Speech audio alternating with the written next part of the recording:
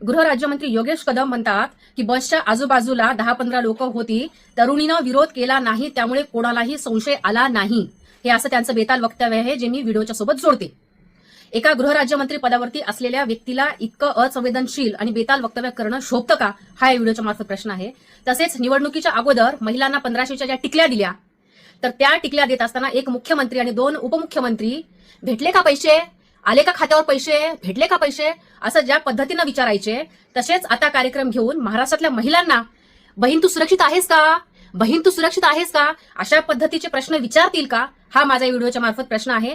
तसाच माझा अजून एक प्रश्न आहे की ज्या पद्धतीनं महाराष्ट्रामध्ये गुन्हेगारी वाढत आहे, या गुन्हेगारांना काही कठोर शासन होणार आहे का, काही कठोर कारवाई यांच्यावरती केल्या जाणार आहे का, की प्रत्येक गुन्हेगार हा असाच मोकाट फिरला जाणार आहे.